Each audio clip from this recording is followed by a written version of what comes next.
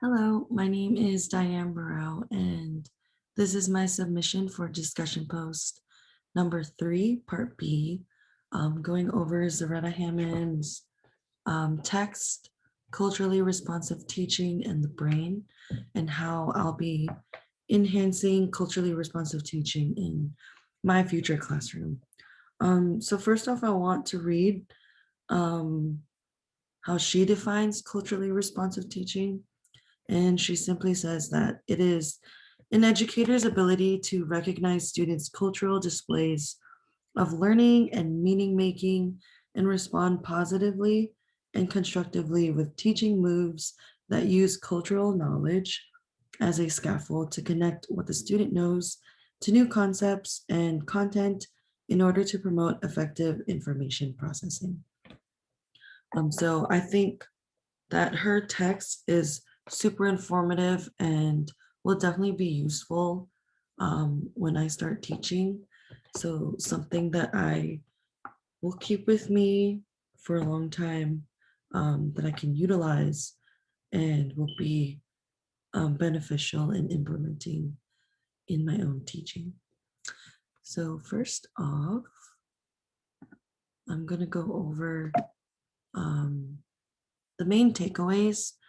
Um, I think that she kind of centers the whole text around the Ready Rigor framework, which basically is broken down into 4 practice areas, which is awareness, learning partnerships, information processing, and then community building. So awareness, mainly just focusing on the 3 levels of culture and recognizing the archetypes of deep culture, of individualism and collectivism, understanding how our brain works. So she kind of breaks down like the different structures of the brain and why it's important to understand how our brain works, because that's what um, helps us look at the way we look at the world.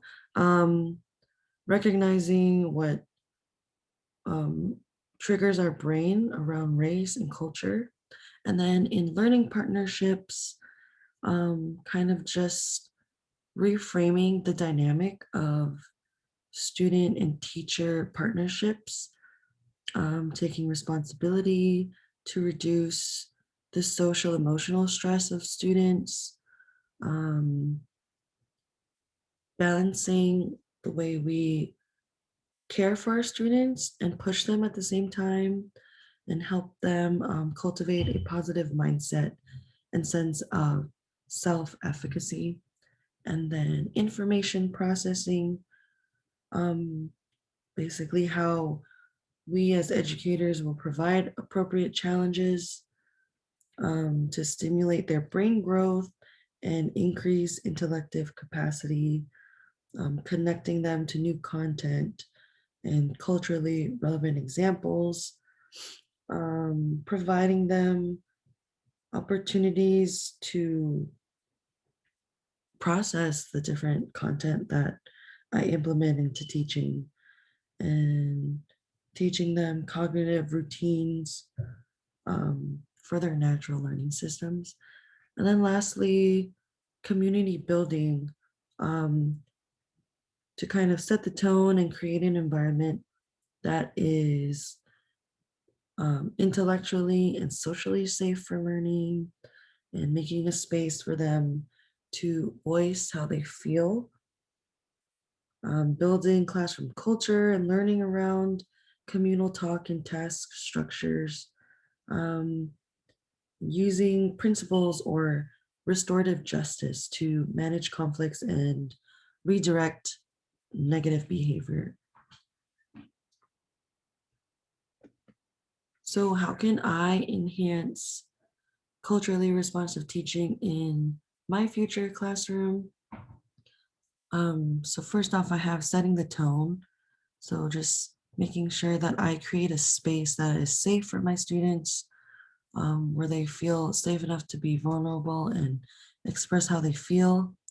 Um, with that, that also means unpacking my own implicit biases, taking a look within to make sure that I tackle my own views and how I commit to teaching students, um, being mindful and present so that students know that they are cared for and considered for. Simply learning students' names and their background, just talking to them whenever they come to class and getting a feel about um, how their home life is and their own interests can make a huge impact in how I prepare for what I teach. Um, that goes with understanding their deep culture and what their worldviews and beliefs are, building trust and rapport. So just making that connection and building um, a safe relationship with them, communicating and collecting feedback, and being an ally and validating their experiences. So, mainly just making sure that they feel comfortable to share how they feel and that what they feel is that there's no reason or that there is a reason for why they feel the way they do about certain topics and how I can break that down for them. Um, and yeah, thank you.